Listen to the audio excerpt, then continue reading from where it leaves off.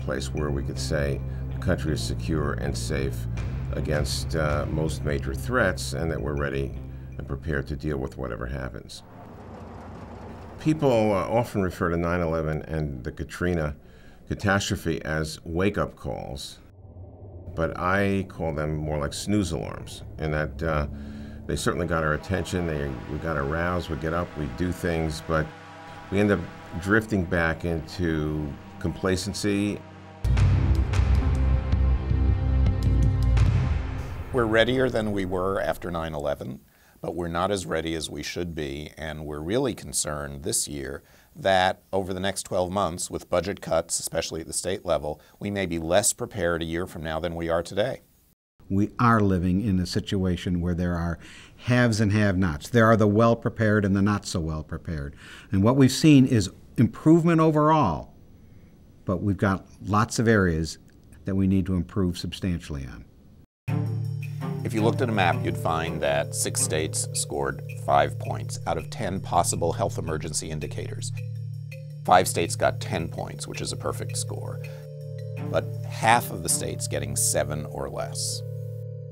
We frankly are only as prepared as our least prepared state in terms of things like pandemic influenza or a bioterrorist attack or an infectious disease outbreak, because if those things happen in one state, we can't contain it within those borders just because that state is less prepared.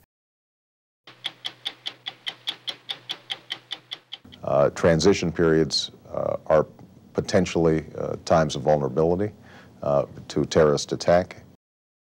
The President-elect has referred to the time of transition as one of particularly high risk, and I think he's absolutely right about that.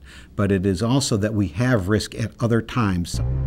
The largest U.S. beef recall in history. It is water torture in the Midwest, where the rivers continue to rise tonight. Now to this health warning that was in the news today about certain types of raw tomatoes and the risk of salmonella. Tracking the worst fire to hit the region in 75 years.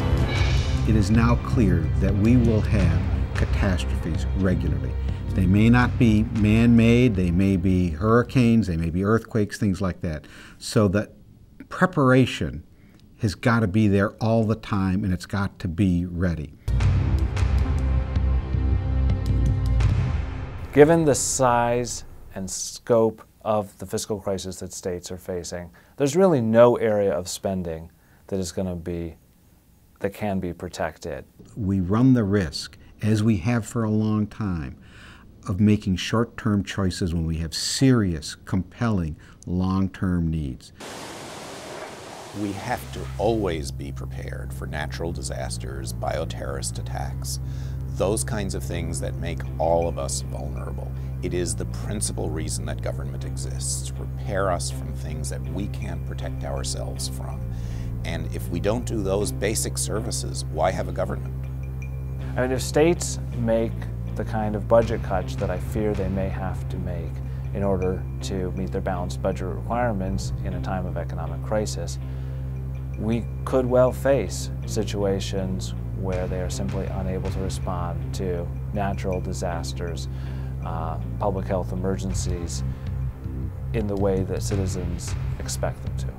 There's an African proverb that I like that says, the best time to plant a tree is 20 years ago. The second best time is now.